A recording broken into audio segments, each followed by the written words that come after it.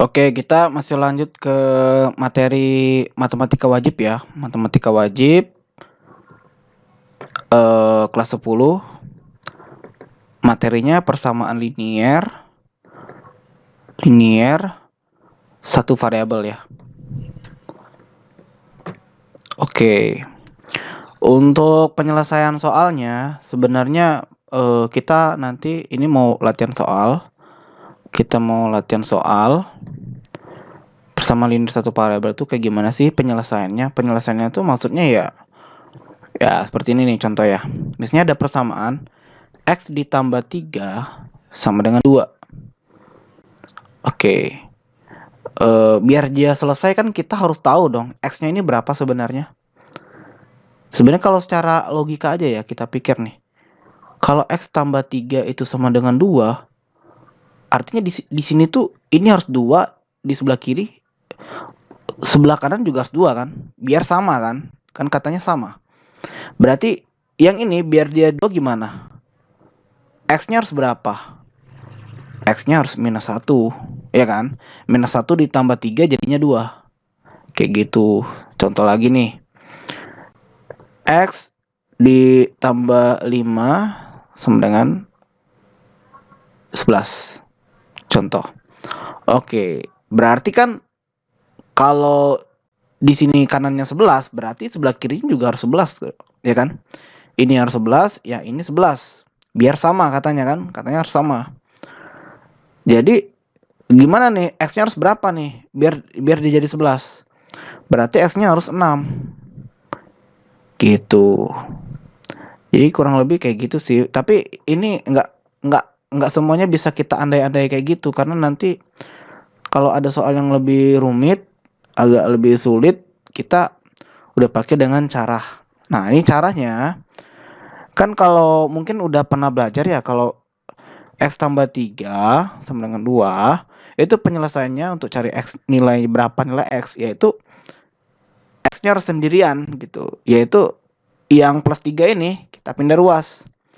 Kalau plus pindah ruas, dia jadi minus ya kan? Jadi X 2 ini akan pindah ruas. Jadi minus 3. Yang mana 2 dikurang 3 itu minus 1. Sama aja kan penyelesaiannya kan? Hasil yang ini dengan hasil yang ini sama aja. Begitu juga dengan yang persamaan yang ini. X ditambah 5 sama dengan 11. Berarti kan pindah ruas. Oke, berarti X-nya sendirian. Ini pindah ruas ke sini. Jadinya 11. Yang positif 5 jadinya 5. Kayak gitu kebalikannya. Kalau misalnya X minus 2 ditambah 7. Penyelesaian gimana? Ya sama aja. X yang minus 2 ini pindah ruas. Jadi sini ke kanan.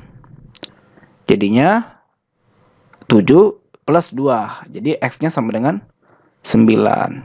Yang ini tadi 6 ya. Sama dengan hasil yang ini. Oke, jadi itu pakai cara pindah ruas. Ada lagi juga misalnya X minus 3 sama dengan minus 3. Minus 9 deh, minus 9. Berarti penyelesaiannya adalah X. Yang ini kita pindah ruas. Berarti minus 9 ditambah 3. Jadinya minus 6. Minus 6. Gitu. Nah, itu yang simpelnya itu soal kalau yang simpel. Tapi pertanyaannya gini. Kita tadi ada persamaan X ditambah 3. X tambah 3 itu sama dengan 2. Kita harus bisa ya. Harus mempertanyakan nih. Kenapa sih pindah ruas bisa simbolnya beda? Yang ini positif nanti ini positif. Jadi kalau pindah ruas jadi negatif, atau yang ini tadi yang persamaan yang di atas tadi ini negatif, pindah ruas jadi positif. Kenapa? Nah, sebenarnya gini. Misalnya gini ya. 1 sama dengan 1. Bener dong, pasti 1 tuh sama dengan 1 kan. Kalau 2 sama dengan 2. Ya benar, 2 tuh emang sama dengan 2 gitu. Nggak akan yang lain. Tapi gini, kita harus mempertahankan persamaan. Jadi gini, misalnya gini. 2 sama dengan 2, betul.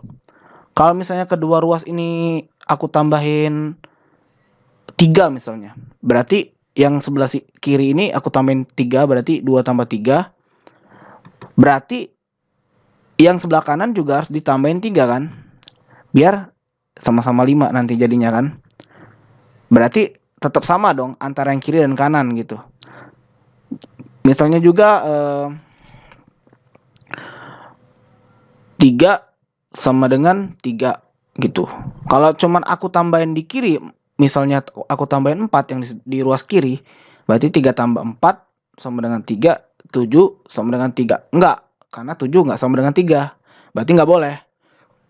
Atau yang kanan aja yang aku tambahin. Misalnya 3 ditambah yang kanannya ya, 3-nya tetap, yang kanan urus kanan ini aku tambahin 4. 3 ditambah 4, berarti 3 sama dengan 7. Enggak sama juga. Enggak boleh jadinya. Oke, jadinya kita harus menambahkan antara ruas kiri dan ruas kanan itu harus sama-sama ditambahkan. Tapi kita jumlah yang kita samakan harus sama juga. Contoh gini, 2 sama dengan 2. Misalnya yang kiri aku tambahin 3, yang kanan aku tambahin 4. Boleh nggak? Kita coba lihat. 2 tambah 3, 5. 2 tambah 4, 6. 5 nggak sama dengan 6. Berarti kita nggak bisa kayak gini. Artinya apa? Kalau misalnya 2 sama dengan 2, misalnya kita mau mempertahankan persamaan biar tetap sama, ya antara ruas kiri dan ruas kanan harus sama-sama kita jumlahkan dengan angka yang sama. Misalnya kita mau tambahkan 3, ya berarti yang kiri ditambah 3, yang di kanan juga harus tambah 3 gitu. Nah, oke, sekarang gini. Tadi kita ada persamaan X ditambah 3 sama dengan 2 ya. Ini kan ada persamaan. Oke, kalau biar kita misalnya kita mau ini tetap sama, berarti kita harus jumlahkan ya. Bisa ditambah, bisa dikurang, tapi harus sama. Dalam kasus ini, kedua ruas biar X-nya sendirian, berarti aku harus kurangin 3 ya. Yang di sebelah kiri, yang di kanan juga harus dikurangin 3. Berarti X ditambah 3 dikurang 3, 2 dikurang 3. Jadi sama-sama dikurang 3. Nah, kalau kayak gini dia tetap sama. Boleh. Jadi nanti X 3 dikurang 3 kan 0 gitu. 2 dikurang 3 minus 1. X tambah 0 ya tetap X. Jadi X sama dengan minus 1. Oke. Nah, maka dari itu kalau kita lihat dari sini, ini kan 0 nih. Angka minus 3 tadi itu kan sebelah kanan. Kanannya 3 tadi plus 3. Pindah ruas jadi 3. Jadi pada dasarnya pindah ruas itu adalah penjumlahan ataupun pengurangan yang jumlahnya sama antara kiri dan kanan. Nanti juga untuk perkalian sama juga ya. Misalnya gini. 2X sama dengan 5 gitu. Biar X-nya sendirian aku bagi 2 ya. Ruas ini aku bagi 2.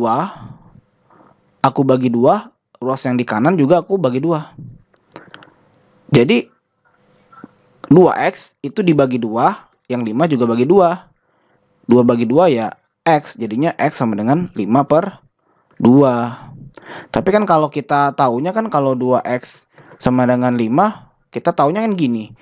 Oh, kalau perkalian, kalau pindah ruas jadi bagi. Jadi X 5 dibagi 2 gitu kan. Atau 5/2, nulisnya sama aja gitu. Jadi sama juga ya. Kita kalau misalnya ada soal-soal, ya kita harus prosedurnya segitu. Jadi kita harus tahu, memang kita kalau misalnya X tambah 3 sama dengan 2, kalau pindah ruas jadi minus. Jadi minus 3. Kalau X dikurang 3 sama dengan 2, yang minus 3 ini kalau pindah ruas jadi plus 3, jadi positif.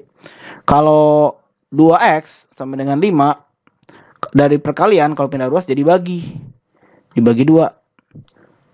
Terus kalau misalnya X dibagi 2, kalau pindah ruas bisa kayak gini nih. Kalau pindah ruas jadinya dari bagi jadi kali gitu. X sama dengan 3 kali 2. Nah, kenapa bisa pindah ruas itu kebalik-kebalik ya? Karena itu tadi.